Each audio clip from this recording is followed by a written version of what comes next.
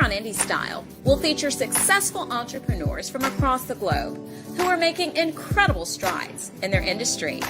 You may not know their names yet, but you soon will. I'm Leah Devon, and this is Indie Style.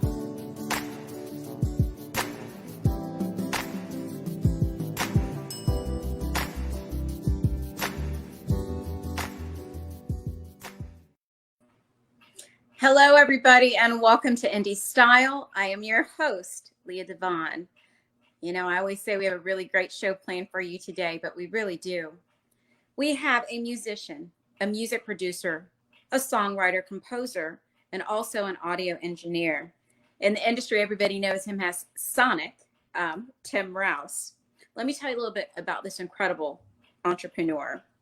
He has been an A&R for Shore Time Capitol Records. He's worked for Sony, Atlantic, Bad Boy, Virgin Records, Warner Brothers. He's also worked with award-winning and Grammy artists such as Diddy, 50 Cent, CeCe Winans, Christopher Williams. The list goes on and on. I'm excited. I'm just going to bring him in, guys. And today we're going to also talk about how he's coming from like behind the producing board or the engineering board. And we're going to talk about his new single, Easy Street. So you guys, I want you to welcome to the show. He's actually a friend of mine, Mr. Tim Rouse. Hey, how's everybody doing? Hey you. How are you today? I'm great. Thank you for having me on your show. I'm excited. Like your bio is like, I'm like, I can't read all that. You big show off. No, just think I'm just Tim. That's what I like to say. It's Tim. so weird because I'm used to calling you Sonix. Yeah. So let's just kind of jump in. Where did the name Sonix come from? Name Sonix came from one of my mentors, and I used to love to use sound effects. It was kind of used before I was using sound effects before it was actually popular to use sound effects in music. And one day I walked in the studio, and I said, told my mentors to listen to this song that we were working on producing. Mm-hmm. And my mentor goes, "Hey, Sonix, it's not done yet." And I'm like, okay. And then everyone looked around the room like, okay, that'll work. And it went back to working. So it was like, okay, it's just stuck with me ever since.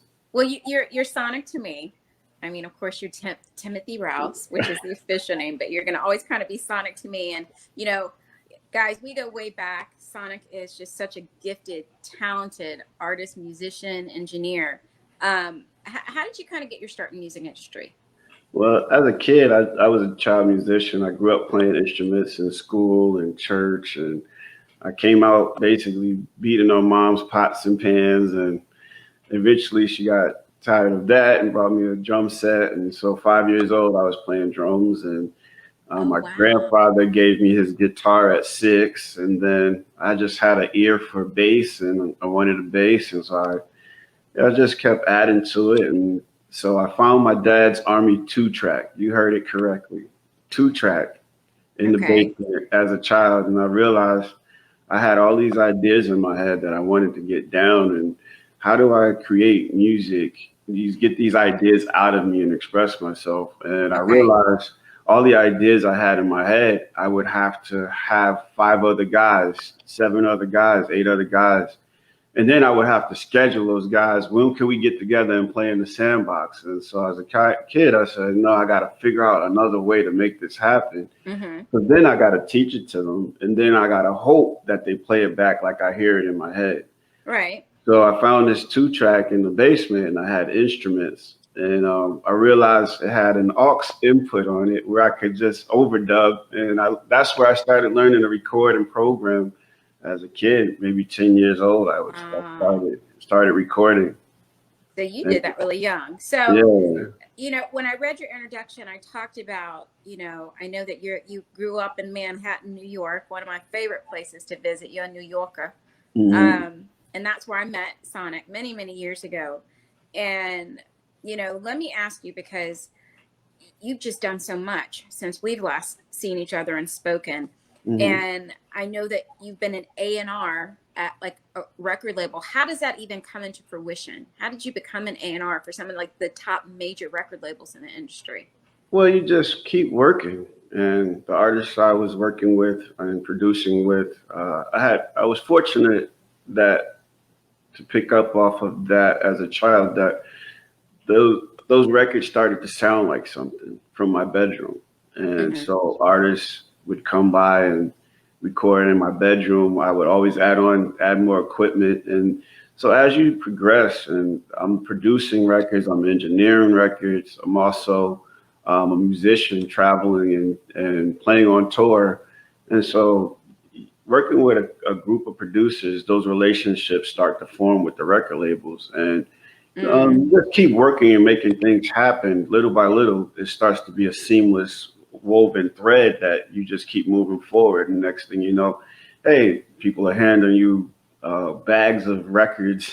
Back in the day, it was bag of demo tapes, bags of CDs. Like, hey, what do you think about this? What do you think about this? And so your opinion starts to matter to people because you learn that the highest level is the most important thing. The quality is the most important thing. Right. So the detail, paying attention to detail, it's all about the details in the music. So if you learn to present the best, it's all about the best, the highest quality. I always tell people one song is worth 1,000 ideas. One finished song has more value than 100 ideas. Right. So I would start to listen to those details and say, okay, and sift through bags of records and say, okay, I think this one, I would say, okay, this one is dope. This one is dope. I like this. I like this. This could be this. This could be this. If we change this. And before you know it, so here you go. Here's a position doing, going into these record labels. Yeah. You've been like I said, the majors, and there's a lot of indie labels as well that, I know will branch off from the major labels, but it's just incredible, that you've even, you've had that experience, which of course just opens doors for you. Tell me an artist that you've really enjoyed working with. Tell me one. Well, my favorite artist I worked with was David Bowie. Everyone always asks me that, like, what's my favorite artist? I love all artists. I love working with all artists across all platforms, all styles of music. But as he just had a way of making everyone feel special. Nice. Just being around him, he just had a way of that. And that's very rare when you work with artists that they make you feel like you don't feel like a crew member or somebody just working in capacity, but how are you as a person? Like really, that really stood out to me with David Bowie. So yeah, all out of everyone, I was fortunate to work with David Bowie. Yeah, it's always so nice when you're in a professional environment and people kind of exceed your expectation. Because I think sometimes we have like these preconceived notions that people are going to perhaps be a certain way. And when they're just like really incredible, it's just like, you know what I mean? Just like a really special thing. So that's so cool. Like I said, and you of course, working with you was pleasure fun. We had the best time, and I am just high maintenance. I can say that. I can say that. No, I didn't think that. High maintenance. I never thought that ever. I never thought that. You're just very patient. I'll tell you, as a producer, he's just ridiculously talented. The work ethic is insane. Like, okay, I'm going to stay up all night long to change this, and literally not sleep, but just always come and just be that consummate professional, super motivating. He also produces vocals, which I don't even know if he normally does it, but when I was doing music, he would do that for me. So you just go that extra mile to work with, your artists. And I will literally say to this day, and I've worked with some really cool, producers. I mean, I even got to work with Kashif back in the day, but you are hands down at the very top of somebody that I got to work with. Thank you. I had a great time working with you. It was an honor and pleasure. I think that's one thing that people miss about being a producer and a creative entity. People have made it glamorous to be a producer and be an audio engineer and be in the music industry. It's a lot of hard work that goes into making records, especially at the highest level. And so when there's a job to do, sleep comes second, Yeah. so don't sleep is the motto for the school I came up in. Is like, get it done. If there's like the smallest sound is not right, you got to fix it. And so Well, many a night I'll get out of bed for like the smallest sound because,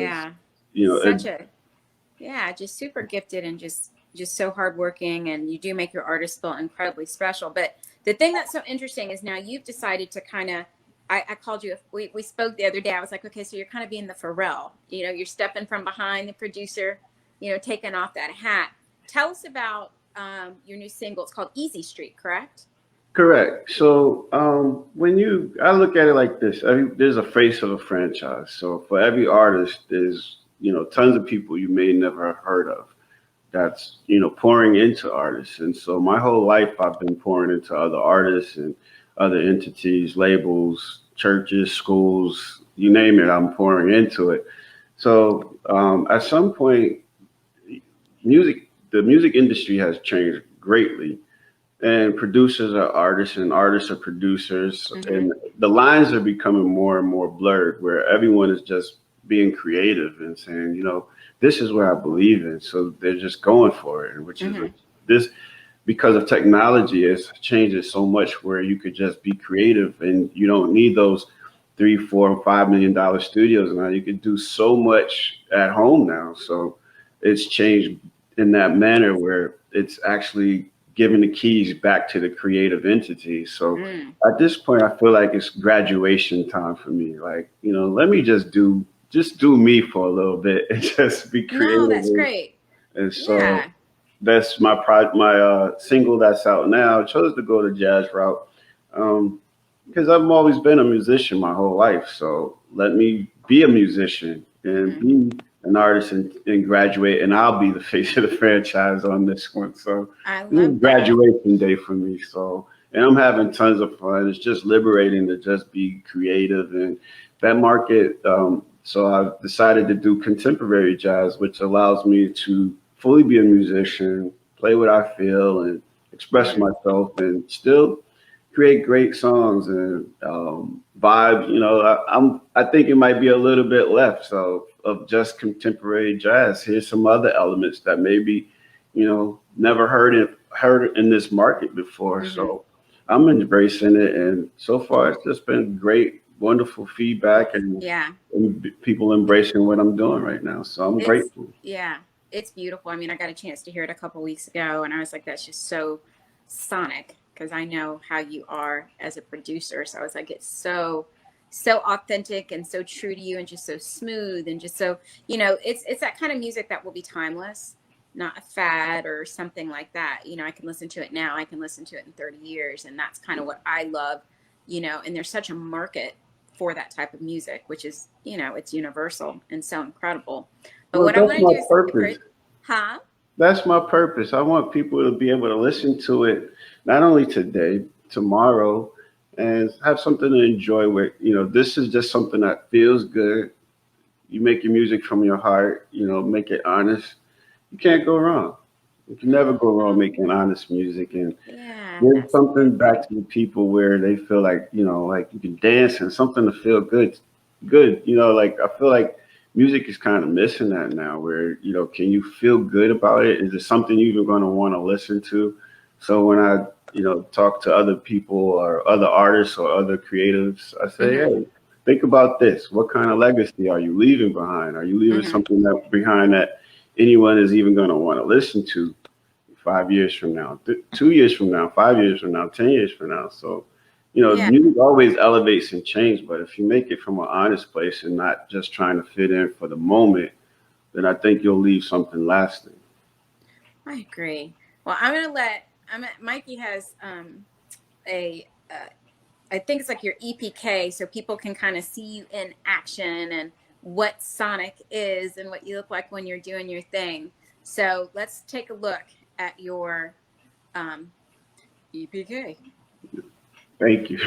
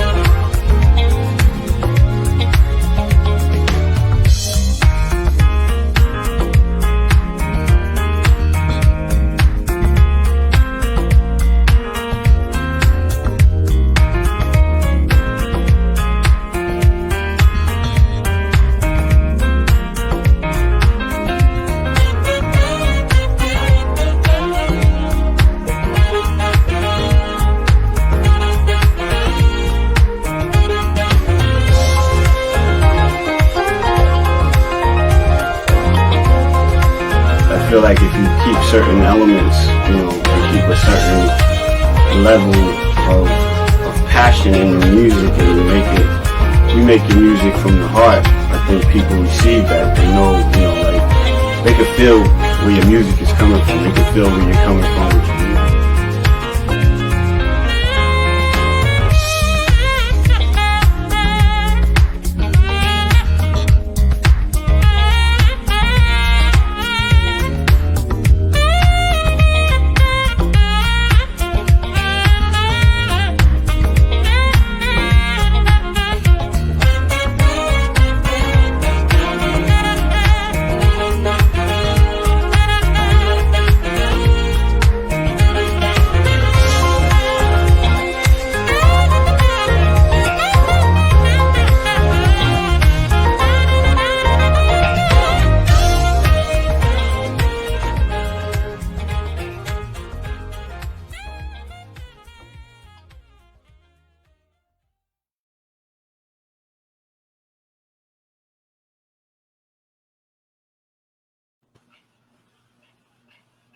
Aren't you extra fabulous and wonderful?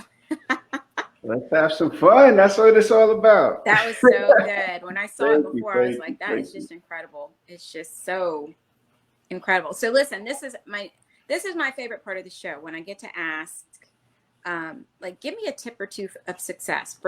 Somebody trying to make it in the industry or do what you're trying to do. Give me 2 tips for success. 2 tips for success. Work hard. Don't just rely on your talent. Talent is only going to get you so far. It's the work that matters. Okay. That's 1. And number 2, embrace technology. Okay. Embrace technology, because the way things are being done today is not necessarily how things are going to be done tomorrow. So grow with the technology, utilize it to your advantage. And, we have learning curves. We all have learning curves. So go with it. Take the time to learn it and understand it and embrace it. My 2 tips. I love it. And where can we find you on social media, Mr. You can find me on social media at I am Sonix, IAMSONIX, on IG, Twitter, and on Facebook. I am Sonix with the number 1. Mm-hmm. And my website is sonixmusic.net. And so come find me, come hang out with me, if you want advice, I'm always available. So look forward to meeting you. I'm available. Holler at me. I'm excited. And, you can also visit our show website, which is indiestyletv.com. And we're going to have Sonic featured, of course, on our website. And we're really excited. And it's so exciting when you get to come back and see a friend that you haven't seen for a while, and that they've just continued to thrive in their industry. So yes, that speaks of you too. That speaks of you too, the growth into this show. So this is pretty amazing to see the transformation from artist to host, and what you're doing is pretty amazing. So I'm so proud of you, and all I can do is pray and wish you continued success with this show and all you endeavor. Well, same here. And you know that we're going to always support you and give you all kinds of love at our show. And so thank you for finding the time to come and sit and talk to me. Because months ago, I was like, you're going to come on my show.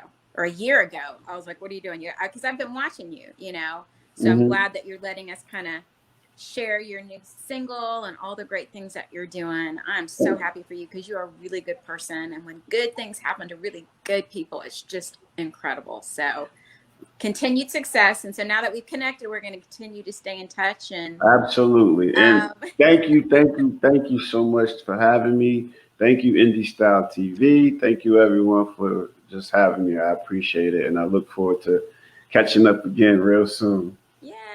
And guys, I want you to stick around for our Indie Spotlight artist video of the week. And again, thank you to Tim Sonic Rouse. And until next time, I am Leah Devon. You take care and be well.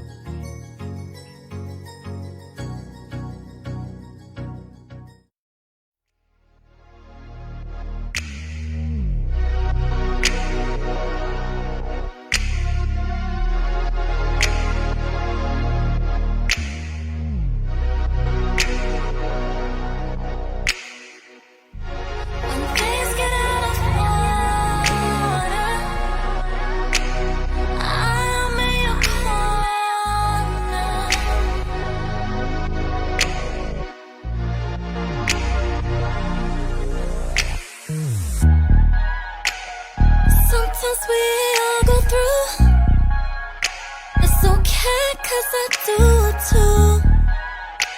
I know that you've been hustling all night, trying to make sure that we're right.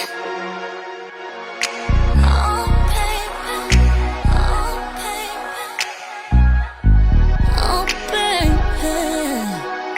Oh, I understand, I understand that you're my man, you're my man, you're my man. I still respect the plan, even when circumstances are rough. Boy, know that this woman has your best interest. Don't you stress, we'll relax. This is what you're doing.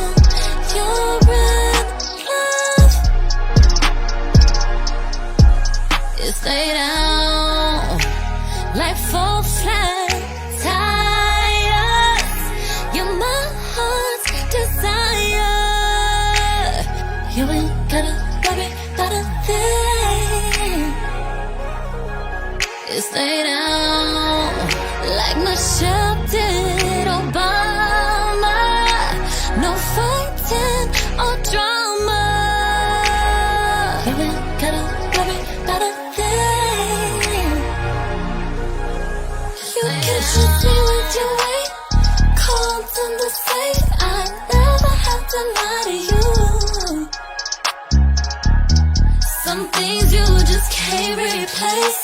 My loyalty is here to stay. I understand, I understand that you're my man, you're my man, you're my man. I still respect the plan, even when circumstances are rough. Well, know that this woman has your best interest. Don't you stress, we'll relax. This is what you're doing.